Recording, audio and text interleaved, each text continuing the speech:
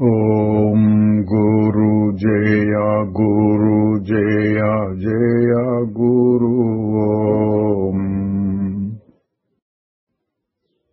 ఓం గురు జయ గురు జయ జయ గురు ఓం గురు జయ గురు జయ జయ గురు ఓం గురు జయ గురు జయ జయ గురు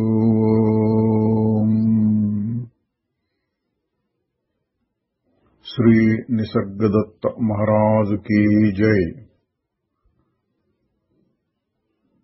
నిసర్గదత్త బోధ 47వ భాగంలోనికి వస్తున్నాము. పునరాలోకనం 20.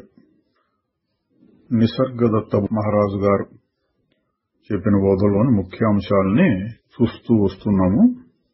ఈ వారం కూడా అదే కొనసాగుతుంది. మనస్సుని నేను అన్న భావం మీద కేంద్రీకరించి నిలబెట్టితే నేను ఫలానా ఫలానా అనే భావం తొలగిపోతుంది. నేను సాక్షిని మాత్రమే అనే భావం కమ్ముకుంటుంది. అభ్యాసం కొనసాగిన కొద్దీ అది కూడా ఆగిపోయి అంతా నేనే అన్న భావం వస్తుంది. సాక్షి, విశ్వసాక్షి, శరీర మనస్సులకు సాక్షి, విశ్వసాక్షి. తర్వాత సాధకుల్ని ఉద్దేశించి కొన్ని మాటలు చెప్పారు. అంతరంగంలోని అంటే మనస్సు అనేటటువంటి కాయ పండాలి. అప్పటి వరకు ఏదో ఒక రకమైన క్రమశిక్షణ, చైతన్యంలో నిలబడి ఉండటానికి ప్రయత్నం సాగుతూ ఉండాలి. క్రమంగా ఆ సాధన మరింత సూక్ష్మమై తర్వాత ఆకారం, రూపం అనేవి లేకుండా కేవలం మహాసూక్ష్మమైన ఒక భావంగా నిలిచిపోతుంది. ఈ విషయాలన్నింటినీ మీరు ఇంతకు ముందే విని జాగ్రత్తగా అర్థం చేసుకుంటే తప్ప నా మాటలను ఒక్కసారి విన్నంత మాత్రం చేత ప్రయోజనమేమీ ఉండదు. ఇక్కడ సాధకులు గమనించవలసిన విషయం ఉందండి. ఒక్కొక్కసారి చెప్తూ ఉంటారు, నీవు శుద్ధమైన ఆత్మవు, తెలుసుకోవడానికి ఏం లేదు, నిన్ను నువ్వు అట తెలుసుకుంటావు, అటు ఊరకుండటమే అన్నట్లుగా చెప్తూ ఉంటారు. మరికొన్ని సందర్భాల్లో అది చాలా కష్టమైనది, మహాసూక్ష్మమైనది, వేల కొలది మంజుల్లో ఎవడో ఒకానొకడికే దొరుకుతుంది అని కూడా చెప్తూ ఉంటారు. సందర్భాన్ని బట్టి ఆ మహాత్ములు ఎవరి కోసం చెబుతున్నారో వాళ్ళను ఉద్దేశించి చెప్పిన మాటలుగా మనం స్వీకరించాలి. ఇక్కడ ప్రారంభ దశలోని సాధకులకు చెప్తూ ఉన్నటువంటి మాట వచ్చింది.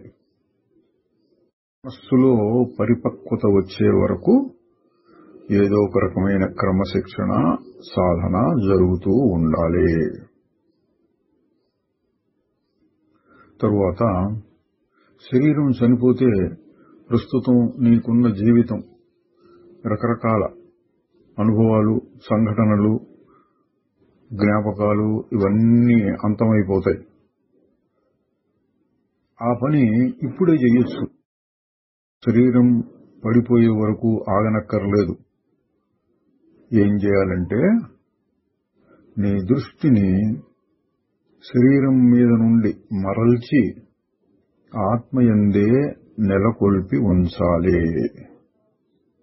చూడండి, ఆత్మయందే గట్టిగా మనస్సును పెట్టుకుంటే చనిపోయిన దానితో సమానం. తరువాత నేను అనేది ఒక పద్ధతి, మార్గం అని చెప్పడానికి లేదు. అన్ని మార్గాల్ని తీసేస్తే మిగిలేదే ఇది. చివరికి నేను అన్న భావం కూడా పోవాల్సిందే. ఎందుకంటే నేను ఎప్పుడూ ఉంటే నేనున్నాను, నేను చూస్తూ ఉన్నాను అని నీకు నువ్వు చెప్పుకోవాల్సిన అవసరమే ఉంది. అయితే ప్రారంభకులకి నేను అన్న భావంలో మనస్సును నిలబెడుతూ ఉంటే తక్కిన ప్రాపంచిక విషయాల నుండి దానిని దూరం చేయడానికి ఉపయోగిస్తుంది అని సాధన క్రమాన్ని కూడా కొందరు చెప్తున్నారండి. నీ గురించిన స్వార్థ చింతనను వదిలిపెట్టు. నీ భవిష్యత్తు గురించి, సంక్షేమాన్ని గురించి, ప్రాపంచిక ఆధ్యాత్మిక విషయాల గురించి, అన్ని రకాల కోరికల్ని, స్థూలమైనవి సూక్ష్మమైనవి వదిలేయి. దేన్నో సాధించాలి అన్న భావాన్ని వదిలేయి. నీవు ఇప్పటికిప్పుడే పరిపూర్ణుడివి. నీకు మరేమీ అవసరం లేదు. మహారాజు గారు సాధకులకి ధైర్యం చెప్తున్నారు. మీకు నాకు తేడా మనస్సులోనే. ఒకప్పుడు నేను మీలాగే ఉండినాను, తరువాత మీరు కూడా నాలాగే కాబోతున్నారు. ఇది ధైర్యం చెప్పే మాట అండి. ఇంతకుముందేమో చాలా కష్టం, అభ్యాసం చేస్తూనే ఉండాలి అన్నట్టు చెప్పారు. అమ్మో అంత కష్టమా అన్నట్టు కొంత భయం కలుగుతుంది. ఇక్కడ ఆ భయాన్ని తీసేసే మాట. మీరు ఎప్పటికైనా నాలాగే అవుతారు. మొదలు పెట్టడమే కష్టం. మొదలు పెడితే క్రమక్రమంగా కొంతమందికి త్వరగా కలగచ్చు, కొంతమందికి మెల్లమెల్లగా కలగచ్చు. కానీ అందరూ దాన్ని చేరి తీరుతారు. ఎందుకని? అది అందరి స్వరూపం. తన స్వరూపాన్ని తాను తెలుసుకోలేకపోవడం, దాన్ని చేరలేకపోవడం, అనుభవించలేకపోవడం అనేది లేదు. ఎక్కడో దూరంగా ఉన్న విషయాలైతే దేవుడు, స్వర్గం మొదలైన లోకాలు పొందగలమా లేమా అని అనుమానించదు. నిన్ను నువ్వు పొందడానికి ఏముంది అని ధైర్యాన్ని చెప్తున్నారు. ఎప్పటికైనా వచ్చి తీరుతుంది. తరువాత అభ్యాసకులు, శిష్యులు అనేవాళ్లు గురువు వాక్యాల నుండి నేర్చుకోలేకపోతే తాము చేసిన తప్పుల నుండే నేర్చుకుంటారు. జీవితం పాఠాలను నేర్పుతుంది, కానీ ఆ విధంగా నేర్చుకోవడానికి చాలా సమయం పడుతుంది. తరువాత కేవలం మౌఖికంగా అంటే మాట మాత్రంగా ఏవో వాక్యాల్ని వల్లిస్తే లాభం లేదు. అంటే వాచా పాండిత్యం కాదు, అది నీ లోపలికి దిగి మనస్సులో మార్పుల్ని తీసుకురావాలి అని. భాష చేత, మాటల చేత మోసపోకు. ఒకే మాట సందర్భాన్ని బట్టి ఎన్నో అర్థాలని, ఒక్కోసారి పరస్పర విరుద్ధమైనటువంటి అర్థాలను కూడా ఇవ్వవచ్చు. సుఖదుఖాల కోసం ప్రయత్నిస్తూ ఉంటే నేను అన్న భావం మిథ్య, మాయ, తప్పు. అదే నేను సుఖదుఖాలు రెంటినీ ఒకటిగా అంటే సమదృష్టితో చూస్తూ ఉంటే అది సరి అయినది. అంటే నేను అన్న మాటని రెండు అర్థాల్లోనూ వాడుతుంటాం. ఆ రకంగా వాడితే అది అసత్యం, ఈ రకంగా వాడితే సత్యం. రకరకాల వర్ణనలు, నిర్వచనాలు, శాస్త్రాలు, వాటికి ఉండవలసిన విలువ వాటికి ఉంటుంది. నిన్ను ముందుకు తీసుకెళ్ళడానికి, నీలో నువ్వు వెతుక్కోవడానికి అవి నీకు ప్రోత్సాహాన్నిస్తాయి. కానీ నీవు వాటన్నిటినీ దాటి వెళ్ళాలి. మాటలతో చెప్పటానికి వీల్లేని దానిని నీవు పొందవలసి ఉంటుంది. సాధన అంటే భాష నుండి భాష లేని స్థితికి, అంటే కేవల అనుభవంలో తెలుసుకోగలిగిన స్థితికి వెళ్లటం కోసం చేసేటటువంటి ప్రయత్నమే. మాట్లాడటం మొదలు పెడితే భాషా సంబంధమైన విశ్వం తయారవుతుంది.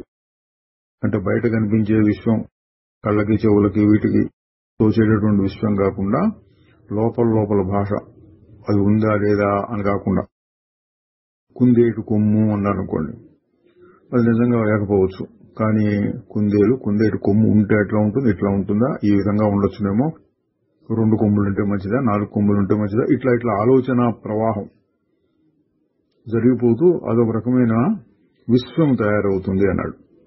అట్లా కేవలం భాషలతో కుస్తీ పడుతూ రకరకాల వర్ణనలు చేస్తూ ఉంటే అది కవిత్వం కావచ్చు, ఆ దృష్టిలో మంచిది, కవిత్వాన్ని ఆస్వాదించే వాళ్ళు ఉంటారు, కానీ యథార్థం కాదు. నీ ఆలోచనలు, భావాలు, ఊహలు ఒకదానితో ఒకటి అల్లుకుని ఒకదానిపై ఒకటి ఆధారపడుతూ చాలా ఆశ్చర్యకరంగా తోచవచ్చు, కానీ వాటిల్లో ఏ విధమైన సారము ఉండదు. కేవలం మానసిక సృష్టియే. మాటలు మరికొన్ని మాటల్ని సృష్టిస్తాయి. యథార్థం, సత్యం, మౌనము. తరువాత జ్ఞాని ప్రవర్తన గురించి ఎవరు అడిగారు, దాని గురించి చెప్తున్నారు. జ్ఞాని అంటే ఎవరు? జ్ఞాని పరమాత్మ అవుతాడు, సాక్షిగాను ఉంటాడు. అంటే మనస్ఫూర్తిగా నిశ్చలమైనప్పుడు, రెండవ తోచకుండా ఉన్నప్పుడు పరమాత్మే. వ్యవహారం, ప్రపంచం కనపడుతూ తోస్తూ ఉన్నప్పుడు పరమాత్మని వదలకుండానే ప్రపంచాన్ని చూస్తూ ఉంటే సాక్షి. అంటే 2 స్థితుల్లోనూ ఉంటాడు జ్ఞాని. కేవలం శారీరకమైన స్థాయిలో ఉండడు. ఈ విషయంలో తన అనుభవాలను గురించి కొన్ని చెప్పారు. నేను మీలాగే వింటూ, చూస్తూ, మాట్లాడుతూ, పనులు చేస్తూ ఉన్నట్లు అగుపిస్తాను. ఆ పనులన్నీ సందర్భానికి తగినట్లు చక్కగా నెరవేరుతున్నట్లుగా కూడా అనిపించవచ్చు. అయితే నేను వాటిని గురించి పెద్దగా పట్టించుకోను. అవన్నీ జీర్ణము, చెమట పట్టటము, వాటంతటవి జరిగిపోతూ ఉన్నట్లుగా జరుగుతాయి. చిన్న పదార్థం మనకు తెలియకుండానే జీర్ణం అవుతుంది. వేడి ఉన్నప్పుడు మనకు తెలియకుండానే చెమట వస్తుంది. అదేవిధంగా సందర్భాన్ని బట్టి ఏదో ఆలోచన వస్తుంది అన్నారు. శరీర మనస్సులతో నిర్మింపబడిన ఈ యంత్రం దాని సంగతి చూసుకుంటుంది. నేను దానికి బయట ఉంటాను. జరగవలసిన వాటికి స్పందనలు అప్రయత్నంగానే వస్తూ ఉంటాయి. అంటే పెద్దగా ఆలోచించకుండా ఏదో ఆలోచన వస్తుంది, ఏదో పని జరుగుతుంది. నాలో కలిగిన మార్పు ఏమిటంటే మనస్సు నిశ్చలంగానూ మౌనంగానూ అయిపోయింది. ఏదైనా సందర్భం అవసరం వస్తే త్వరగాను అప్రయత్నంగానూ ఆలోచించడం, చేయటం జరుగుతుంది అని తన అనుభవాన్ని గురించే చెప్తున్నారండి. నేను మాట్లాడటం అనేది మీ ప్రపంచంలో మీకు అనిపిస్తుంది. నా ప్రపంచమో నిరంతర మౌనమే. అంటే మాటలు వస్తున్నట్టు బయటకు అనిపిస్తుంది, కానీ దానికి ఆధారంగా అడుగున పునాదిలో ఉన్నటువంటి మౌనం, నిశ్శబ్దం, ఆత్మస్థితి అదే ఎక్కువగా తోస్తూ ఉంటుంది.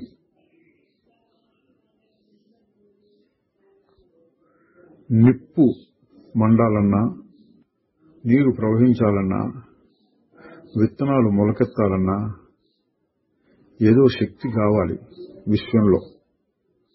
అదే శక్తి మీ ప్రశ్నలకు సమాధానం చెప్పేటట్లుగా ఈ శరీరాన్ని ఆడిస్తోంది. తరువాత చెప్తున్నారు, మీరు మీ కోరికలకు బానిసలై వాటి వెంట పరిగెత్తుతూ ఉంటారు. నాకు అవి ఆకాశంలో తోచే మబ్బుల లాంటివి. వాటిని నెరవేర్చుకోవాలి అని నాకేమీ పట్టుదల ఉండదు. ఇంకా అదే చెప్తున్నారు, మాట్లాడవలసిన సందర్భం వస్తే ఈ శరీరం మాట్లాడుతూ ఉన్నట్లు అనిపిస్తుంది. మరొక సందర్భంలో ఈ శరీరం మాట్లాడటం లేదు అని అనిపిస్తుంది. రెండింటి వల్ల నాకు వచ్చి ఒరిగేది ఏమీ లేదు. అంటే అవన్నీ జరుగుతున్నాయి, నాకు సంబంధం లేదు.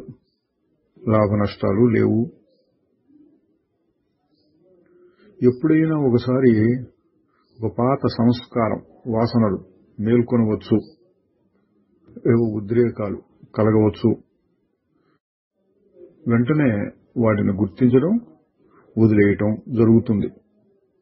అంటే ఇది ఒక రకమైన సాధన అండి. వాసనాక్షయం అంటాం కదా మనం. సంస్కారాలు వాసనల లోపల ఉంటే అవి అప్పుడప్పుడు బయటపడుతూ ఉంటాయి. కానీ మహారాజు గారు ఏమంటున్నారు, వాటిని గుర్తించడం, తీసేయడం రెండు జరిగిపోతాయి. అంటే ఆ సాధన కూడా అప్రయత్నంగానే జరిగిపోతుంది. అది నాకు సంబంధం లేదు అన్నట్లు చెప్పారు. నేను ఉండటానికి భూతకాలం భవిష్యత్ కాలం నాకు అవసరం లేదు. అంటే ఎప్పుడూ ఉంటాను. ఇంతకుముందు ఉన్నానా లేదా ఆలోచించక్కర్లా, ఇక ముందు ఏమవుతుందో ఆలోచించక్కర్లా. ఉంటాను, ఉన్నాను. మరి ఈ ప్రపంచము ఉన్నది, కానీ ఒక క్షణం. మరి అది ఉన్నది, నిజంగా గట్టిగా ఉన్నది అనిపించేది జ్ఞాపకాల వలన. మీరు జ్ఞాపకాల మీద ఆధారపడతారు. నేను జ్ఞాపకాలకు విలువ ఇవ్వను. ప్రపంచం చూస్తాను, కానీ క్షణికంగా, శుద్ధ చైతన్యంలో వచ్చిపోయేదానిలాగా అది నాకు కనపడుతుంది. మీరు తినేసిన ఆహారాన్ని గురించి పట్టించుకోనట్లుగా ఈ ప్రపంచాన్ని గురించి కూడా నేను పట్టించుకోను. జాగ్రత్త, స్వప్న, సుషుప్తులు అంటే మెలకువ, కల, గాఢ నిద్ర అనే అవస్థలు మూడు నాకు ఒకటే. నా నిజమైన మెలకువ ఈ మూడింటికి అతీతమైనటువంటిది. మీ వైపు చూస్తూ ఉంటే మీరందరూ నిద్రపోతున్నట్లు, ఏవేవో కలగంటున్నట్లు నాకు అనిపిస్తుంది. నేను ఊరక తెలుసుకుంటున్నాను. నేను ఏమీ ఊహించను. అంటే ఊరక గాఢ నిద్రలాగా తన స్వరూపమే కనపడుతూ ఉంటుంది. కొత్తగా లేని దానిని ఊహించి లోపల ఆలోచించి ఊహించి అది ఉండదు. తరువాత ఈ శరీర మనస్సుల సంఘాతం ఒక గది లాంటిది. అది ఉన్నది, కానీ నేను ఎప్పుడూ అందులో ఉండాలని లేదు. అంటే ఏంటంటే ఈ శరీర స్థాయిలో ఈ పనులు చేయటం, మాట్లాడటం, తినటం ఇటువంటివి అప్పుడప్పుడు జరుగుతూ ఉంటాయి. కానీ నేను ఎక్కువగా శుద్ధ చైతన్యం దృష్టిలోనే ఉంటాను. ఇది ఒక గది లాంటిదైతే ఎప్పుడైనా వచ్చిపోతుంటా ఇక్కడికి అన్నారు. తరువాత తమ అనుభవాన్నే ఇంకో రకంగా చెప్పారు. సాధారణ రోజువారీ వ్యవహారాలు మీ అందరిలాగే నేను కూడా అనుభవిస్తూ ఉంటాను. కానీ తేడా ఎక్కడుందంటే, నేను దేన్ని అనుభవించనో అక్కడ. నేను దేన్ని అనుభవించను? భయము, లోపితనము, ద్వేషము, కోపము. నేను దేన్ని అడగను, దేన్ని కాదనను, దేన్ని అట్టే పెట్టుకోను. అంటే ఇదంతా శుద్ధమైన సాక్షి స్వరూపాన్ని గురించి వర్ణనండి. బయటికి ఈ పనులు చేస్తున్నట్టున్నా లోపల నాకేం అంటటం లేదు అన్నదాన్ని ఈ విధంగా చెప్పారు. బయట ఎన్నో జరుగుతూ ఉంటాయి, కానీ నేను అందులో పాలు పంచుకోను. అది ఒక అనుభవంలాగా ఎప్పుడు మారుతుంది? నేను దానిలో మునిగిపోతే. నేను అట్లా చెయ్యను. ఉదాహరణకి కోపం అనేది తీసుకోండి. నేను చాలా కోపంతో అటు ఇటు నడుస్తూ ఊగిపోతూ ఉండొచ్చు, కానీ ఆ సమయంలో కూడా నాకు తెలుసు నేను శుద్ధ జ్ఞానానికి, ప్రేమకి కేంద్రాన్ని. నా మనస్సులో పడుతూ ఉన్న ప్రతి సంస్కారం చెరిపివేయబడుతుంది, ప్రతి అనుభవం నిరాకరించబడుతుంది. అంటే అన్ని వస్తుంటాయి అనుభవాలు, ఎన్నో వస్తుంటే పోతుంటాయి. ఏది నిలబడదు. అంటే దాని గురించి మళ్లీ మళ్లీ ఆలోచించి నిలబెట్టుకోను. తర్వాత దాన్ని ఇంకొక రకంగా చెప్తున్నారు. నేను చూస్తుంటాను కానీ చూడను. ఎట్లా? కనిపించే ప్రతి ఆకారాన్ని స్వంత అభిప్రాయాలతో జోడించను.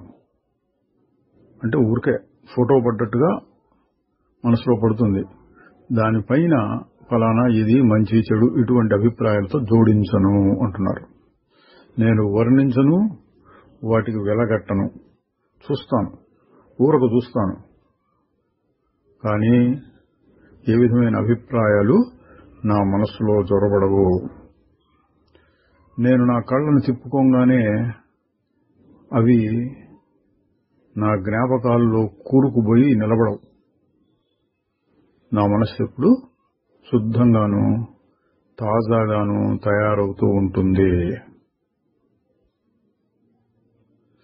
నేను ఇది కాదు, అది కాదు, ఏది నాది కాదు అన్న భావం నాలో చాలా బలంగా ఉంటుంది. ఎట్లాగంటే ఏదైనా వస్తువు గాని ఆలోచన గాని వచ్చి రాగానే వెంటనే ఇది నేను కాదుగా అనే భావం కూడా కలుగుతూ ఉంటుంది. అంటే ఇది ఫలానా మనిషి, మంచి చెడు అని అనిపించగానే ఇదంతా మాయా, వచ్చిపోయిన సంస్కారం, నాకేం సంబంధం లేదు అని కూడా అనిపిస్తూ ఉంటుంటండి.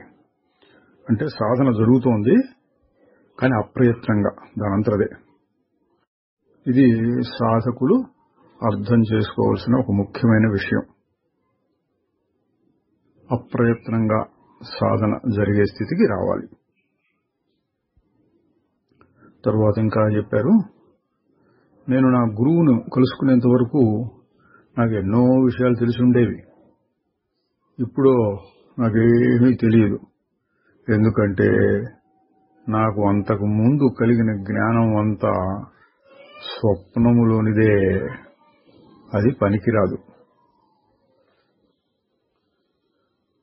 మీరు ఈ ప్రపంచాన్ని ఏ దృష్టితో చూస్తూ ఉంటారు అంటే సాధకులకు అర్థమయ్యేటట్టుగా చెప్పారండి. నేను మనస్సు ద్వారా, అంటే మనస్సే నేను, శరీరమే నేను అన్నట్టుగా కాస్త కూస్తా అనిపిస్తూ ఆ దృష్టితో చూస్తే ఎంతో మంది మనుషులు ఉన్నట్టు కనిపిస్తారు. మనస్సుకి అతీతమైన స్థితిలో నుంచి చూస్తే నేను సాక్షిగాను, ఇదంతా ఒక బొమ్మలాగానే అనిపిస్తుంది. సాక్షి కూడా అతీతమైన దృష్టిలోకి నేను వెళ్ళినప్పుడు శూన్యం, నిశ్శబ్దం, మౌనం తాండవిస్తూ ఉంటుంది. 3 రకాల దృష్టులు చెప్పారండి.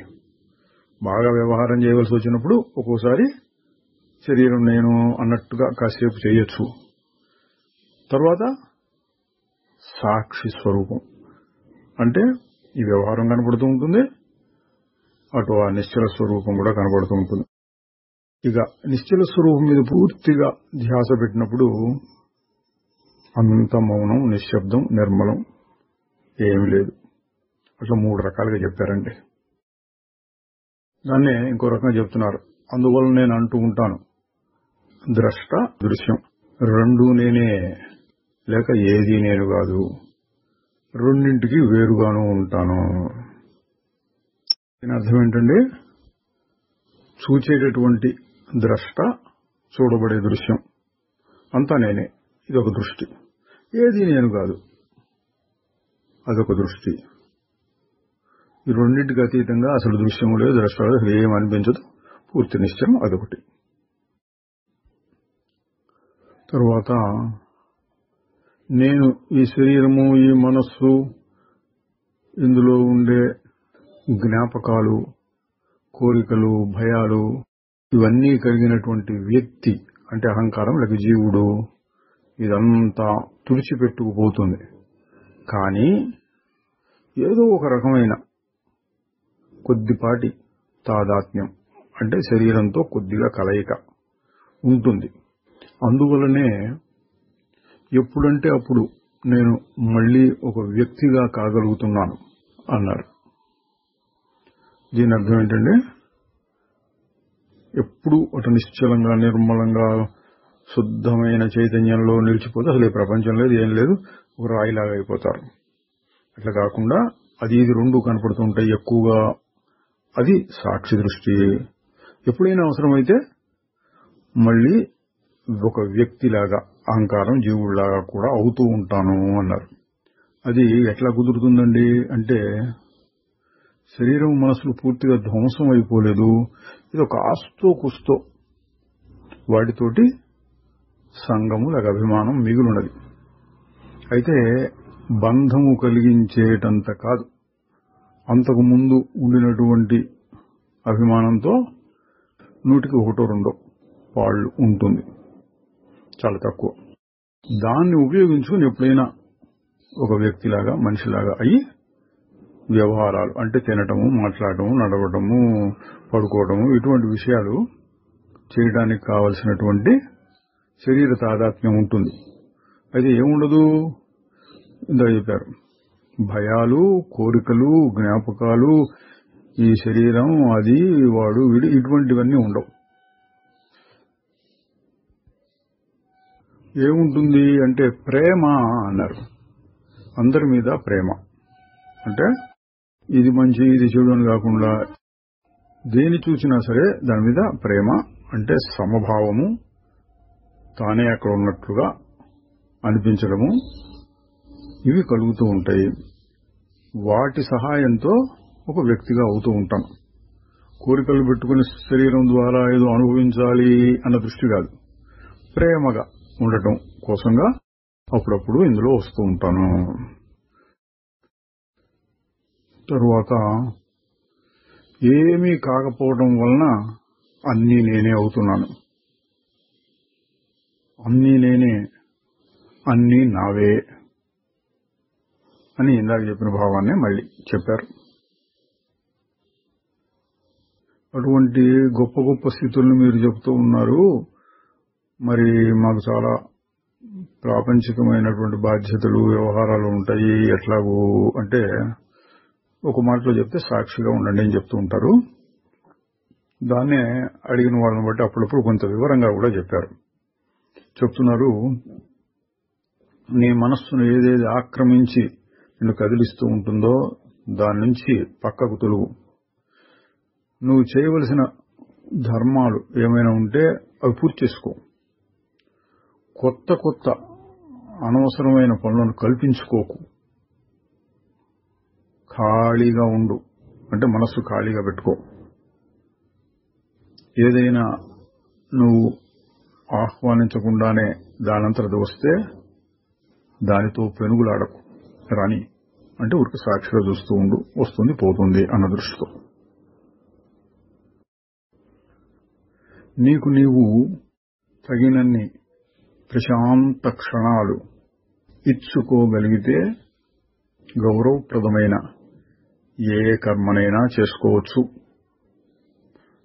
అంటే ప్రాపంచికంగా నీ పోషణ, నీ కుటుంబ పోషణ మొదలైన వాటి కోసం ఏదైనా చేసుకో. కానీ 24 గంటలు అందులో కూరుకుపోయేటట్టు కాకుండా మధ్య మధ్యలో కాస్త ఖాళీ సమయం దొరికేటటువంటి వృత్తుల్ని ఎన్నుకుని ఆ సమయంలో ఈ అభ్యాసం చేస్తూ ఉండు అన్నారు. ప్రపంచంలో నీవు చేయవలసిన పనులు చేస్తూ ఉండు, కానీ అంతరంగంలో ఊరక ఉండు అంటే సాక్షిభావం అన్నమాట. అప్పుడు అన్నీ నీకు సమకూరుతాయి. నువ్వు ఆత్మానుభవం కోసం పనుల మీద ఆధారపడకు. అంటే ఈ పని చేస్తే ఆ పని చేస్తే మంచి పనులు చేస్తుంటే మనకి ఏదో పుణ్యమో లేక దైవానుగ్రహమో అటువంటిది ఏదో కలిగి తర్వాత ఆత్మానుభవం కలుగుతుంది అట్లా పెట్టుకోకు. చేయవలసి వచ్చిన వాటిని సాధ్యమైనంత తక్కువగా పెట్టుకుని ధర్మాలు చేస్తూ ఉండు.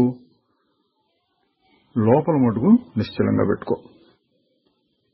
పనే నీకు అన్నీ సమకూరుస్తుంది అనే భ్రమను పెట్టుకోకు. ఆత్మసాక్షాత్కారం కోసం అర్థం చేసుకోవడం అనేది చాలా అవసరం. పనులనేవో పైపైన వస్తూ ఉంటాయి. బాగా తెలిసినటువంటి వాడు అంటే జ్ఞాని కర్మ నుండి వెనుదిరగాలి అనుకోడు. కర్మలోనే జ్ఞానానికి పరీక్ష ఉంటుంది. అంటే పనులు వదిలించుకోవాలి అంటే ఇంకా అజ్ఞానం ఉన్నట్టే. నేను శరీరం కాదు అని తెలిసిన తర్వాత పనులు వదిలించుకోవాలని లేదు. పనులని సాక్షి మాత్రంగా అంటుకోకుండా చేస్తున్నావా లేదా అనేటటువంటి పరీక్ష నీకు అక్కడ లభిస్తుంది పనులలో. ఆ విధంగా పనులను ఉపయోగించుకోవచ్చు అన్నారు. మరి అటువంటి పరీక్షలు అవసరమా అని అడిగితే, నిన్ను నువ్వు పరీక్షించుకోకపోతే సత్యానికి భ్రమకి కల తేడాను తెలుసుకోలేవు. అంటే ఏ పరీక్ష పెట్టుకోకుండా నేనది అనుకుంటూ చాలా బాగా కలిగింది అనుకోవచ్చు, కానీ ఏదో ఒక క్షణంలో బోల్తా పడతావు.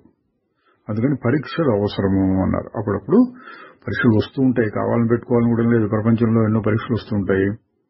ఆ సమయంలో తెలుస్తుంది మనం ఏ స్థితిలో ఉన్నాము అని.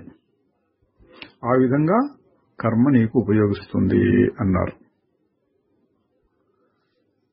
ఆధ్యాత్మిక జీవనంలో లేక సాధనలో అభివృద్ధికి గుర్తులేమిటి అంటే, ఆందోళన లేని జీవితం, హాయిగా శాంతంగా ఉండగలగటం, బయట వ్యవహారంలో తగినంత శక్తియుక్తులు కలిగి ఉండటం. వ్యవహారం చేయాలంటే శక్తి, మానసికమైన శారీరకమైన శక్తులు, అవి పని నుంచి వెనుదిరగాలి అని ఏదో ఏడుస్తున్నట్టుగా పనిచేయడం కాదు. లోపల ప్రశాంతంగా ఉంటే పనులు కూడా చక్కగా చేయగలుగుతావు అని చెప్తున్నారు. అది కూడా ఒక గుర్తు అన్నారు నీ అభివృద్ధికి. నేను అనుభవాన్ని ఎప్పుడు గుర్తు పెట్టుకుంటూ ఉండు అని నేను చెప్తూ ఉంటాను. దాని అర్థం ఏంటంటే, మళ్లీ మళ్లీ ఆ భావం దగ్గరికి రా. ఎప్పుడు గుర్తుపెట్టుకో, 24 గంటలు నాకు గుర్తుంటుందండి అంటే సాధన చేయక్కర్లా, వాడు జ్ఞానియే. మరి ఎప్పుడు గుర్తుపెట్టుకో అని చెప్పిన దానికి అర్థం మరుపు వస్తూ ఉంటుంది, మళ్ళీ వచ్చి దాని మీదే పెట్టుకుంటూ ఉండు అంటే గుర్తు చేసుకో. మళ్ళీ దాన్ని గుర్తు చేసుకుని మళ్ళీ దాంతో నిలబడు. మళ్ళీ మరుపు వస్తుంది, మళ్ళీ వెనక్కిరా, మళ్ళీ గుర్తు తెచ్చుకో. ఈ అభ్యాసం చేయాలి అన్నారు. సాధన అంటే మారిపోయే వాటిల్లో మారకుండా ఉండేది, అసత్పదార్థాలకు ఆధారంగా ఉండే సత్యము గుర్తించటం కోసం చేసే విచారణ. అది సాధన అంటే. తరువాత ఒక కోరిక తర్వాత మరొకటి, ఈ విధంగా కోరికల్ని తీసేసుకుంటూ పోతాను అంటే అది చాలా దీర్ఘకాల పరిశ్రమ అవుతుంది. దానికి అంతం కనపడదు.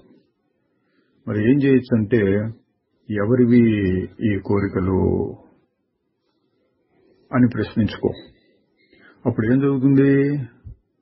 ఒక కోరిక వచ్చినప్పుడల్లా ఎవరిది, నాకు, నేనెవరు అని చూసుకోవడం మొదలు పెడితే అది మళ్లీ నిన్ను నీ స్వరూపానికి తీసుకొస్తుంది. అంటే ప్రతి కోరికని, ప్రతి అలజడని, ఆందోళనని, లోపల వచ్చే వికారాలన్నింటినీ ఎవరికి అని ప్రశ్నించుకోవడం మొదలు పెడితే అవి సాధనకు ఉపయోగిస్తాయి. ఇదండి సాధకులకు చాలా ముఖ్యమైనటువంటి విషయం. కోరికలు గాని ఇతర అలజడులు గాని వికారాలు గాని మనసులో కలుగుతూ ఉంటే వాటితోటి యుద్ధం చేయడం, కుస్తీ పట్టడం కాదు. ఎవరికి అని ప్రశ్నించుకుని వాటిని గురించి ఆలోచించకుండా మళ్ళీ తన గురించి తాను ఆలోచించుకోవడం చేస్తూ ఉంటే, అంటే నేనెవరు, నేనది అని దీన్ని గట్టి చేసుకో, ఇది పద్ధతి అన్నారు. దేహాభిమానం దాన్ని ఆపాలి. ఒక్క క్షణంలో స్విచ్ ఆఫ్, అంటే స్విచ్ తీసేసినట్టు దాన్ని పక్కకు నెట్టివేయగలిగినటువంటి నేర్పు రావాలి. లేదా దానిపైన విచారణ చేయాలి. అంటే ఎవరికి ఏమిటి అని విచారణ చేస్తే నేనది నాకు కాదు. అదేమిటి అంటే మాయ, స్వప్నం వంటిది, భ్రమ. ఈ రెండు తెలుస్తూ ఉంటాయి. ఈ సాధన చేస్తూ ఉండు అన్నారు. అన్నిటికీ ఒకటే అర్థం అండి. రకరకాలుగా చెప్తున్నారు. ఎవరికి ఏది నచ్చితే దాన్ని పట్టుకుని ఉపయోగించుకోవచ్చు. అడిగిన వారికి తగినట్టుగా ఒక్కొక్క సందర్భంలో ఒక్కొక్క రకంగా చెప్పారు. అవన్నీ వేరువేరు కాదు, ఒకే విషయాన్ని రకరకాలుగా చెప్పడం. దాన్ని గురించి ఎల్లప్పుడూ ఆలోచిస్తూ ఉండు, మరి దేన్ని ఆలోచించకు. అట్లా కొంత దూరం సాగినాక అన్ని ఆలోచనల్ని వదిలేయి. ప్రపంచాన్ని గురించినవే కాదు, నీ గురించినవి, అంటే ఆత్మ, చైతన్యం, సాక్షి, ఇట్లాంటి ఆలోచనలు కూడా వదిలేసేయి. అన్ని ఆలోచనలకి అతీతంగా మౌన సత్ చిత్ గా ఉండిపో. అంటే తగిన సమయంలో విచారణ కూడా ఆపేసి ఊరకుండు. విచారణ ఆపేస్తే మళ్ళీ ఏవేవో వస్తున్నాయి, ఊరకుండా లేకపోతున్నాను అన్న వాళ్ళకి ఈ సాధన కాదు. వెనక్కొచ్చి ఎవరికి ఏమిటి, నేనెవరు, ఎందుకు వస్తుంది, ఇటువంటి విచారణ చేస్తూ ఉండు. కుదిరినప్పుడు పూర్తిగా ఆపేసేయి. తర్వాత ఏ విచారణ లేకుండా అటు ఊరకు ఉండిపోవచ్చు. ఇవన్నీ వినేవాళ్ల స్థాయిని బట్టి, సాధకుల యొక్క స్థాయిని బట్టి వారికి అర్థమవుతుంది. ఒక్కొక్క సమయంలో ఒక్కొక్క రకంగా చెప్తున్నారు. తరువాత మనస్సుని గమనిస్తూ ఉంటే ఎన్నెన్నో ఆలోచనలు వస్తున్నట్లు, భావాలు, ఇంకా ఇతర చలనాలు కలుగుతూ ఉన్నట్లు తెలుస్తుంది. అయితే ఏం చేయాలంటే వాటితోటి పోరాడవద్దు అని ఇందాక చెప్పిందే మళ్ళీ ఇంకోసారి చెప్తున్నారు. ఊరక కూర్చుని నిన్ను నీవు పరిశీలించుకుంటూ ఉంటే మనస్సు పైపొరల్లోకి ఎన్నో విషయాలు వస్తూ ఉంటాయి. వాటిని ఏం చేయాలి అంటే ఏమీ చేయవద్దు, వాటికి స్పందించవద్దు. వచ్చినవి వస్తున్నట్టే వెళ్ళిపోతూ ఉంటాయి కూడా వాటంతటవే. మనకు కావాల్సిందల్లా మనస్సుని ఊరక గమనిస్తూ ఉండటం. జ్ఞానయోగంలో ముఖ్యమైనటువంటి ప్రక్రియ అండి, ఒక టెక్నిక్. మనస్సుని జయించడానికి దాంతో పోరాటం కాదు, ఊరక గమనిస్తూ ఉండు, పట్టించుకోకుండా, ప్రతిస్పందన లేకుండా. వచ్చింది పోయింది అంతే. మనస్సుని పట్టించుకోకుండా ఊరక గమనిస్తూ ఉంటే అది శాంతంగా, ప్రశాంతంగా ఉన్నప్పుడు నీవు దాన్ని దాటి వెళ్ళగలుగుతావు. నీవు ఎప్పుడు ఏదో పనిలో పెట్టుకోకు, ఆపు, ఊరక ఉండు. ఆ మనస్సుకు కాస్త విశ్రాంతి ఇయ్యి. అది సర్దుకుని దాని శుద్ధత్వాన్ని, శక్తిని మళ్లీ పొందుతుంది. నువ్వు దేనితోనూ అభిమానపడకుండా, సంగం లేకుండా ఉండగలిగితే నువ్వు చేయవలసింది చేసినట్టే. తర్వాత రావాల్సింది అదే జరుగుతుంది.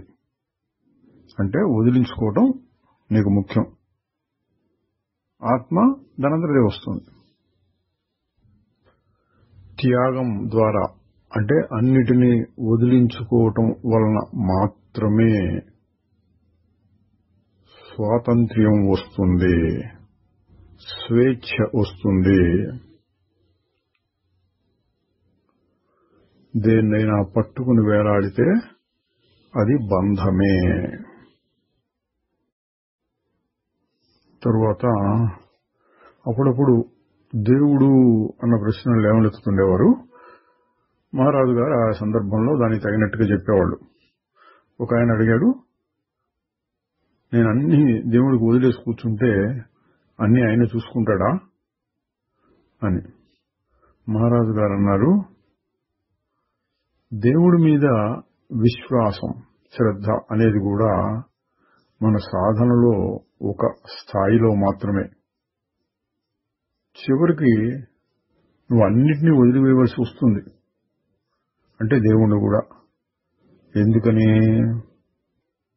అన్నిటికంటే అతి సామాన్యమైన సరళమైన వస్తువు అంటే నీ ఆత్మ దగ్గరికి నువ్వు వస్తావు, దాన్ని మాటలతో వర్ణించలేము. అంటే ఊరక ఉండే స్థితి వచ్చినప్పుడు ఇక దేవుడికి నేను అప్పగించుకోవాలా అటువంటి మాటలు కూడా ఉండవు. నాకు ఒకటి ఉంటే కదా దేవుడికి అప్పగించుకోవడం, నేను ఒకటి కోరితే కదా దేవుని యొక్క సాయం కావాలనటం. ఆ స్థితిని అంటే చాలా ఉత్తమమైనటువంటి స్థితిని గురించి చెప్తున్నారు. చివరిగా వచ్చేటటువంటి స్థితి అది అన్నారు. ఈ చలనాలన్నింటికీ మధ్యన ఉన్న అనంత శక్తిని అవగాహనకు తెచ్చుకో. దానికే అన్నిటినీ వదిలేయి. నీవు మోసగించుకోకుండా, అపనమ్మకం లేకుండా కనుక ఉంటే ఇది సత్యాన్ని కనుక్కోవడానికి చాలా దగ్గర దోవా. అంటే శరణాగతి. నీవు విచారణ చేయలేకపోతే ఏదో ఒక శక్తి, దేవుడు అని పేరు పెట్టి ఏదైనా కానీ, దానికి నిన్ను నీవు అర్పించుకో. అర్పించుకుంటే ఏం జరుగుతుంది? నువ్వు దేన్ని గురించి ఆలోచించకూడదు. అప్పుడు నీ స్వరూపం నీకు తెలియబడుతుంది. కాబట్టి అది కూడా చాలా మంచిది, చాలా దగ్గర త్రోవే అన్నారు. పూర్తి శరణాగతి చేయగలిగితే అదే మోక్షం. తర్వాత గురువుని గురించి కూడా చాలాసార్లు చెప్పారు. గురువుని కనుక్కోవడంలో కష్టమేమీ లేదు. ఎందుకంటే గురువే నిన్ను వెతుకుతూ ఉన్నాడు. గురువు ఎప్పుడు సిద్ధంగానే ఉన్నాడు, నువ్వే సిద్ధంగా లేవు. నేర్చుకోవడానికి నువ్వు సిద్ధంగా అంటే తగినతనంతో ఉండాలి. ఇక్కడ గురువు అనేదాన్ని ఏ అర్థంలో వాడారండి? నిరాకార పరమాత్మ నేను ఉద్ధరించడానికి ఎప్పుడు రెడీగా ఉన్నాడు. అవసరమైతే ఒక వ్యక్తి రూపంలో రావచ్చు. అదే ఇంకా చెప్తున్నారు, ఈ విశ్వమంతా నీకు గురువే. ప్రతి దాని నుంచి నువ్వు నేర్చుకోవచ్చు, నువ్వు చురుకుగా తెలివిగా ఉంటే. నీ మనస్సు స్పష్టంగా శుద్ధంగా ఉంటే నీకు కనిపించిన ప్రతి వాని నుంచి ఏదో ఒకటి నేర్చుకుంటూ ఉండవచ్చు. నీకు అంత శక్తి లేకపోతేనే అంతర్గతమైన గురువు బాహ్య గురువుగా వచ్చి ఆయన పైన విశ్వాసాన్ని నీకు కలిగేటట్లు చేసుకుని తర్వాత నీ సాధనని కొనసాగిస్తాడు. గురువు యొక్క అనుగ్రహం ఎప్పుడూ ఉన్నదే, అందరిపైన ప్రసరించేదే. కొందరికి ఇచ్చి కొందరికి లేకపోవటం అనేదేమీ లేదు. ఆ గురువు అనుగ్రహం వల్లనే నీ మనస్సు ఆయన కోసం వెతుకుతున్నది. ఆయన అనుగ్రహం వల్లనే నీవు ఆయన్ను పొందగలవు. బాహ్యంగా ప్రత్యేకంగా ఒక గురువు అంటూ లేకపోయినా అంతరంగంలో సద్గురువు ఉండనే ఉంటాడు. లోనుండి నీకు సూచనలు ఇస్తూ ఉంటాడు. ఇక్కడ బయట లోపల అనే మాటలు శరీరాన్ని అంగీకరించి చెప్పేవి. నిజానికి అంతా ఒకటే. హృదయంలో నిరంతరంగా ప్రశాంతంగా కాలాతీతంగా ప్రకాశిస్తూ ఉండే జ్యోతియే అసలైన గురువు. ఇక ప్రాపంచికంగా తోచే ఎందరో గురువులు దోవ చూపించడానికి పనికొస్తారు. తాత్కాలికమైనటువంటి గురువులు ఎన్నో రంగాల్లో ఉంటారు ఈ ప్రపంచంలో. ఆయా విషయాలు తెలుసుకోవడానికి, అందులో నైపుణ్యం సంపాదించడానికి వారు ఉపయోగిస్తారు. అయితే అదంతా ఆధ్యాత్మికం కాదు. ఇంకోసారి అన్నారు, నా అనుగ్రహం గురించి బాధపడకు, నీకు నేను ఏం చెప్పానో అది చేస్తూ ఉండు. నువ్వు చేస్తూ ఉండటమే శ్రద్ధకు గుర్తు. అనుగ్రహం కోసం ఎదురు చూస్తూ ఉండటం కాదు. ఇదండి సాధకులు గుర్తించవలసిన విషయం. అనుగ్రహం అనుగ్రహం అంటూ ఎదురు చూస్తూ కూర్చోవద్దు, అది ఎప్పుడూ ఉంటుంది. మరి నువ్వేం చేయొచ్చు? నువ్వు చేయగలిగినంత కృషి చేస్తూ ఉండాలి. నాకు వ్యవహారాలు ఎక్కువగా ఉన్నాయి, తెమలటం లేదు అనేవారికి చెప్పిన మాట, జీవితం దేన్ని తీసుకొస్తుందో అదంతా చేస్తూ ఉండు. సహజమైన విషయాల్ని సహజమైన క్రమంలో చేస్తూ ఉండు. బాధలు సుఖాలు జీవితం తెచ్చేవాటిని అనుభవిస్తూ గమనిస్తూ ఉండు. వచ్చేదాన్ని రాణిస్తూ పోయేదాన్ని పోనిస్తూ గమనిస్తూ ఉండు. ఇది కూడా ఒక మార్గమే. చూడండి, నాకు ప్రత్యేకమైన సాధన కుదరట్లేదంటే ఇది ఒక జ్ఞానం. వచ్చేదాన్ని వచ్చింది పోయింది, వచ్చింది పోయింది అని చూస్తూ ఉండటం కూడా జ్ఞానమే, అది కూడా సాధనే. ద్వైతం అంటే నానాత్వం, రకరకాలు కనపడటం, అందులో తప్పేమీ లేదు. అది నీకు అలజడి కలిగించనంత వరకు. అలజడి లేని నానాత్వం, వైవిధ్యం ఒక రకమైన సుఖమే. అంటే సినిమాలు ఎన్నో రకాలు వస్తుంటే అన్ని చూస్తున్నాం కదండి హాయిగా. అట్లా నువ్వు వాటిని అంటుకోకుండా, వాటి వలన నువ్వు ఖేద మోదములు పడకుండా చూడగలిగితే అది కూడా ఒక రకమైన హాయే. ప్రపంచాన్ని నానాత్వాన్ని చూస్తూ ఉండటం, అందులో ఇరుక్కుంటేనే కష్టం. ఎట్లా ఉండాలి జీవితం అంటే అతి సాధారణమైన జీవితాన్ని గడుపుతూ ఉండు. అయితే అదే నువ్వు లక్ష్యంగా పెట్టుకోకు. అది అసలైన సాహస కృత్యానికి మొదటి అడుగు మాత్రమే. అంటే సాధారణ జీవితం అంటే కోరికలు తక్కువగా ఉన్న జీవితం అనుకోవాలి. అది జ్ఞానానికి అర్హతను కలిగిస్తుంది. అంటే అందులో కొంత వైరాగ్యం ఉంటుంది కాబట్టి. అయితే అంతా అదే, ఇంకా సాధారణంగా ఉండాలి అని అదే పరమార్థంగా పెట్టుకోవద్దు అంటున్నారు. అది మొదటి మెట్టు మాత్రమే. తరువాత మనస్సుని జ్ఞానాభ్యాసం అంటే నేనెవరు అన్న భావంలో పెట్టి మోక్షం వైపు వెళ్ళాలి. నీకు ఎదురైన ఏ పనినైనా చేస్తూ ఉండు, కానీ ఒక్క క్షణం తీరిక దొరికినా లోనికి చూచుకో. ఇక్కడ ముఖ్యమైనది ఏంటంటే అవకాశం వచ్చినప్పుడు దాన్ని విడుచుకోకూడదు. ఇక్కడ అవకాశం అంటే ఏంటి? ఖాళీ దొరకడమే. ఆ పనులు ఈ పనులు చేస్తాం, మధ్యలో ఒక నిమిషం ఖాళీ దొరికితే నేనెవరు లోనికి చూడు. అవకాశాన్ని వదులుకోవద్దు అంటున్నారు. ఇది ఎప్పుడు ఏదో పనుంది అనేవాళ్ళకి చెప్పే మాట అండి. నీకు దొరికే తీరిక సమయాన్ని నువ్వు సక్రమంగా వినియోగించుకుంటూ ఉండు, అది చాలు. నీవు కర్మని పనులని ఆపుకోలేవు, తక్కినవి ఎన్నో జరుగుతున్నాయి. అట్లాగే నీ పనులు కూడాను. మీ అందరికీ ఉండే ఒక భ్రమ ఏమంటే, ఏదో కారణం లేకుండా సుఖం ఎట్లా వస్తుంది, ఏదో ఒక దాన్ని సంపాదించుకుని తద్వారా సుఖపడాలి అని అందరూ అనుకుంటూ ఉంటారు. మహారాజు గారు అంటున్నారు, నాకు సంబంధించినంత వరకు దేని మీదనైనా ఆధారపడితే అది సుఖం కాదు, దుఃఖమే అవుతుంది.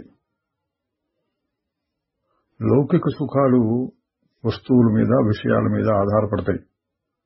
అసలైన సుఖం కాదు. నీ సుఖానికి ఏది అవసరం లేదు ఆత్మజ్ఞానం తప్ప అని తెలుసుకోవడమే జ్ఞానము, విజ్ఞానము. ఒకరు అడిగారు, అన్ని వాటంతరవే జరుగుతున్నాయి అంటున్నారు, నేను దేనికి ప్రయత్నించాలి, దేనికి బాధపడాలి అంటే మహారాజు గారు అన్నారు, ఖచ్చితంగా అదే. మోక్షము, స్వేచ్ఛ అంటే ఆందోళనల నుండి విముక్తియే. అంటే అన్నీ అవే జరుగుతున్నాయి, నేనేం చేయక్కర్లేదు అని నువ్వు గట్టిగా తెలుసుకుంటే అదే జ్ఞానం. అయినా బాధలు, నొప్పి మొదలైనవి మనకి అంగీకారం కాదు కదా అంటే, ఎందుకు కాదు? ప్రయత్నించావా ఎప్పుడైనా? ప్రయత్నించి చూడు. దుఃఖాన్ని గమనిస్తూ ఉండటంలోనే ఒక సుఖం నీకు కలుగుతుంది. ఎందుకంటే దుఃఖాన్ని వేరుగా గమనించాలి అంటే సుఖాన్ని గమనించిన దానికంటే కూడా నీవు లోతుల్లోకి వెళ్లి చూసుకోవలసి ఉంటుంది. అంటే తేలిగ్గా చెప్తే, సుఖం వచ్చినప్పుడు దాన్ని తప్పించుకోవాలని కానీ, నేనెవరని కానీ, ఎవరికి సుఖం అని కానీ అంత తేలిగ్గా అనిపించదు. అయితే దుఃఖం వచ్చినప్పుడైతే ఎవరికి దుఃఖం, నాకు నేనంటే ఎవరు, నేనంటే దానికి కూడా దుఃఖం వస్తుందా, వస్తున్నట్టుందే కాదు. ఇంకా చూడు, ఇట్లా చూస్తూ చూస్తూ బాగా లోతుకు వెళ్లాల్సి వస్తుంది. సుఖం వచ్చినప్పుడు ఎందుకు సుఖం వచ్చింది, ఎవడికి సుఖం అని అంత లోతుగా వెళ్లబుద్ధి కాదు, వెళ్ళినా దొరకదు. తర్వాత చాలా మంది ప్రపంచంలో ఉండే దుఃఖం, ఈ ప్రపంచానికి అంటే మనం ఉండే సంఘానికి మనం ఏం సహాయం చేయాలి అన్నట్లుగా అడుగుతుండేవారు. దానికి మహారాజు గారు చెప్పారు, నేను దేవుని కళ్లతో చూస్తాను, అంతా బాగానే ఉన్నట్లు తెలుసుకుంటాను. చూడండి విశేషం, దేవుడు కళ్లతో. దేవుడు బాధపడుతున్నాడా ఈ సృష్టిని చూచి? ఆయనకి మంచి చెడులు లేవు, ఏదో ఆట, నాటకం, స్వప్నంలాగా నడిచిపోతూ ఉండాలి. ఆ కళ్లతో చూస్తే నాకు కూడా మంచి చెడులు ఏం కనపడటం లేదు అన్నారు. ఎవరికైనా మనం చేయగలిగిన అసలైన సహాయం ఏమంటే, మళ్లీ సహాయం అవసరం లేని స్థితిలోకి వాళ్ళని తీసుకెళ్లటము. మళ్లీ మళ్లీ సహాయం చేస్తూ ఉండటం నిజమైన సహాయం కాదు. నాకు ప్రపంచానికి ఏదైనా చేయాలని ఉంది అని మొండిగా అడిగే వాళ్ళకి మహారాజు గారు చెప్పారు, తప్పకుండా ప్రపంచానికి ఏదైనా సహాయం చేయి. నువ్వు పెద్దగా సహాయం చేయలేవు, కానీ నువ్వు చేసే ఆ ప్రయత్నం నీకు ఉపయోగిస్తుంది, నిన్ను ఆధ్యాత్మికంగా ఎదగటానికి ఉపయోగిస్తుంది. అంటే నీ స్వార్థం కొంచెం తగ్గుతుంది, అది లోనికి తీసుకెళ్తుంది అని. ఏదేమైనా నా చుట్టూ జరిగే వాటికి కాస్త కూస్తో నాకు బాధ్యత ఉంటుంది కదా.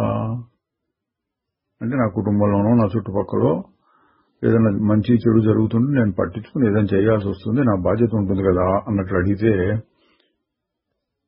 నువ్వు దేన్నైనా మార్చగలిగితే దానిపైన నీకు బాధ్యత ఉంటుంది. నీవు మార్చగలిగిందల్లా నీ దృష్టిని మాత్రమే. నీ దృష్టి, నీ ధోరణి. అంటే ప్రపంచాన్ని నువ్వు మార్చలేవు, ఏది ఎప్పుడు ఎట్లా జరగాలో జరుగుతూ ఉంటుంది. నీ దృష్టిలో మార్పు రావాలి, అక్కడే నీకు బాధ్యత. తర్వాత మహారాజు గారు చాలాసార్లు ప్రేమ అనే మాటను వాడేవారు. ప్రేమ అంటే ఏంటి అంటే, నన్ను నేను అందరిలోనూ అందరినీ నాయందు చూచుకోవటమే ప్రేమ. సర్వభూతస్థమాత్మానం సర్వభూతాని చాత్మని అని ఉపనిషత్తుల్లో భగవద్గీతలో కూడా వస్తుంది. అదే చెప్పారు. ఒకే ఆత్మ అందరిలో ఉన్నది అని తెలుసుకుంటే సహజంగా ఎవరి యందు రాగద్వేషం లేకుండా అందరినీ సమదృష్టి అంటే తనతో సమానంగా చూచుకునేటువంటి శక్తి వస్తుంది. అది ప్రేమ అన్నారు. ఎంపిక లేకుండా అంటే ఇది అది దాన్ని దీన్ని అనకుండా ఎంపిక లేకుండా ఉండే ప్రేమయే శుద్ధ చైతన్య స్థితికి గీటురాయి. అంటే ఆ శుద్ధ చైతన్య స్థితిని అనుభవించిన వాడికి అన్నిట్లోనూ సమత్వం కనిపిస్తూ ఉంటుంది. తర్వాత మహారాజు గారు అన్నారు, సుఖం కోసం మరొక దాని మీద ఆధారపడటం అవివేకం. నిద్దట్లో చూడు, నువ్వెంత ప్రశాంతంగా స్వేచ్ఛగా సంతోషంగా ఉంటావో, అక్కడ వేరే ఏం లేదు కదా అంటే దాని మీద ఒక ఆయన ప్రశ్న, కానీ దాని గురించి నాకేం తెలియదుగా. అప్పుడు మహారాజు గారు అన్నారు, అట్లా కాదు, దాన్ని మరొక రకంగా చెప్దాం. నువ్వు నిద్రపోతున్నప్పుడు నీకు నొప్పి తెలియదు, నీకు బంధం లేదు, ఆందోళన లేదు. నాకేమీ తెలియదు అని ఆయనంటే ఇవి తెలియటదా నీకు? బంధము, ఆందోళన, దుఃఖము అటువంటివి తెలియటం లేదు అని చెప్పు అన్నారు. నిద్రలో నువ్వన్నిటినీ పక్కన పెట్టేసి మర్చిపోతావు. దాన్ని బట్టి నీకు తెలియటలేదా మెలకువలో ఉన్న ఈ పదార్థాలు, భావాలు, అభిమానాలు, వీటికి ఉన్న విలువ ఏమిటో? నిజానికి నీ గురించి కూడా నువ్వు మర్చిపోతావు, అన్నిటినీ వదిలేస్తావు, కళ్ళు మూసుకుంటావు, ఊరక పడుకుంటావు, అంతే, అన్నీ పోతాయి. అంటే ఇక్కడ మహారాజు గారి తర్కం చూడండి. నువ్వు అన్నిటినీ అంత తేలిగ్గా వదిలేసి నిద్రలోకి పోతున్నావు అంటే ఇక్కడ ఉన్నటువంటి అన్ని పదార్థాలు, బంధుత్వాలు, సుఖదుఖాలు, వీటన్నింటికంటే కూడా అదే విలువైంది కదా. ఇంకా అంటున్నారు, నువ్వు నిద్రపోయిన ప్రతిసారి మళ్లీ మేల్కొంటాను అనే హామీ ఏమీ ఉండదు. అయినా నువ్వు దానికి కూడా సిద్ధపడి నిద్రపోతున్నావు. నువ్వు ఇప్పుడు చేయవలసిందేమంటే మెలకువలోనే అటువంటి నిద్రలాంటి స్థితిని కనుక్కో. అంటే నీ నిజస్వరూపం ఎప్పుడూ మారకుండా ఉంటుంది, ఊరక సాక్షిగా ఉంటుంది. అది మెలకువలో నిద్రపోవటం. దాన్ని కనుక్కో. అది నీ యొక్క సహజ స్వరూపంగా నీకు గోచరమవుతుంది. అంటే ఎప్పుడు చెప్పేదేనండి, ఊరక ఉండు, ఆగి చూడు, మౌనంగా ఉండు, ఇటువంటి మాటలు వాడతారు కదా, దానికి సమానమైన మాట. మెలకువలోనే నిద్రపోతున్నట్లు. అంటే రాగద్వేషములు మొదలైనవి లేకుండా కేవలం సాక్షిగా ఉండటం. తరువాత సాక్షి, కర్త, వీటి తేడా అని చెప్తున్నారు. ఇదివరకు చెప్పిందే మళ్ళీ ఒకసారి. నేను తెలుసుకుంటున్నాను అని మాత్రం అనుకుంటూ ఉండేది సాక్షి. వ్యక్తి అయితేనో నేను చేస్తున్నాను అనుకుంటాడు. ఇందులో నేను తెలుసుకుంటున్నాను అంటే సాక్షి. అది అసత్యం కాదు, కాకపోతే అది సంపూర్ణం కాదు. దీని అర్థం ఏంటండి? నేను తెలుసుకుంటున్నాను అంటే అక్కడ కొంచెం ద్వైతం రెండు ఉన్నాయి, తెలుసుకుంటున్నాను తెలియబడేది అని. అందుకని ఖచ్చితంగా చెబితే అది కూడా అంత సంపూర్ణం కాదు, కానీ నిజమే. ఎందుకని తెలుసుకునేటటువంటి తత్వం మారదు, అంతకంటే పై స్థితికి వెళ్ళినా కూడా తెలుసుకునే సత్వం ఉంటుంది. కాకపోతే ఫలానా దాన్ని తెలుసుకుంటున్నాను అనేది ఉండదు. ఇకపోతే నేను చేస్తున్నాను అంటే నేను కర్తను అనుకోవటం పూర్తిగా అబద్ధమే. నేను కర్తను కాదు అంటే అహంకారం అనేది పూర్తిగా అబద్ధం, వచ్చిపోతూ ఉంటుంది. నేను సాక్షిని అనేది చాలా వరకు నిజం. నేను కర్తను అనుకోవడం నీ యొక్క అజ్ఞానం, భ్రమ వల్లనే. నిజానికి పనులన్నీ నీ చుట్టూ జరుగుతున్నాయి, నీ వలన కాదు, నీవు చేయటం కాదు, పనులు జరుగుతున్నాయి. దీనికి మహారాజు గారు చాలాసార్లు చెప్పిన ఉదాహరణ ఏంటి, నీకు తెలియకుండానే జీర్ణం జరుగుతోంది, నీకు తెలియకుండానే వెంట్రుకలు మొలుస్తున్నాయి, నీకు తెలియకుండానే చెమట పడుతోంది. అట్లాగే అన్ని పనులను నేను కర్తను అనుకోవటం భ్రమ, పొరపాటు.